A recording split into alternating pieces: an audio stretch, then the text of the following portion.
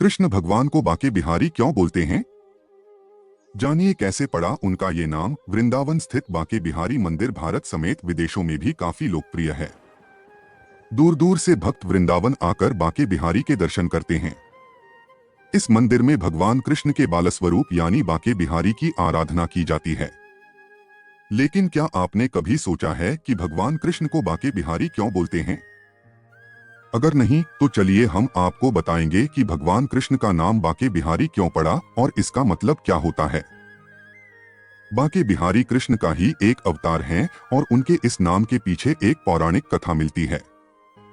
ऐसा माना जाता है कि स्वामी हरिदास जी के अनुरोध करने पर भगवान कृष्ण ने यह रूप लिया था और उनके इस रूप को स्वामी हरिदास जी ने ही बाके बिहारी नाम दिया। कहते हैं कि भगवान कृष्ण के इस विग्रह रूप के जो भी दर्शन करता उसकी सभी इच्छाएं पूरी होती हैं। कृष्ण भगवान को बाके बिहारी क्यों कहते हैं? संगीत सम्राट तानसेन के गुरु स्वामी हरिदास भगवान श्री कृष्ण को अपना आराध्य मानते थे और उन्होंने अपना संगीत भी श्री कृष्ण को समर्पित कर रखा था। वे अक्सर वृंदावन स्थित श्री कृष्ण की रासलीला स्थली में बैठकर संगीत से भगवान कृष्ण की आराधना करते थे। कहते हैं कि जब भी स्वामी हरिदास श्री कृष्ण की भक्ति में लीन होते तो श्री कृष्ण उन्हें दर्शन दिया करते थे। एक दिन स्वामी हरिदास के शिष्य ने कहा कि बाकी लोग भी राधे कृष्ण के दर्शन करना चाहते हैं। ऐसे में अन्य लोगों की भावनाओं का ध्यान रखकर स्वामी हरिदास भगवान कृष्ण का भजन गाने लगे।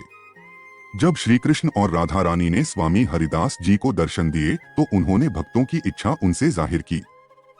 तब राधा कृष्ण ने उसी रूप में उनके पास ठहरने की बात कही। इस पर हरिदास ने कहा कि कान्हा मैं तो संत हूँ, तुम्हें तो कैसे भी रख लूंगा, लेकिन राधा रानी के लिए रोज नए आभूषण और वस्त्र मैं कहाँ से लाऊंगा। भक्त की बात सुनकर भगवान कृष्ण मुस्कुराए और इसके बाद राधा कृष्ण की युगल जोड़ी एकाकार होकर एक विग्रह रूप में प्रकट हुई। फिर स्वामी हरिदास जी ने भगवान कृष्ण के इस विग्रह रूप का नाम रखा बाके बिहारी। बाके बाके शब्द संस्कृत के बंका शब्द से आया है जिसका मतलब है मुड़ा हुआ या वक्र। यह भगवान कृष्ण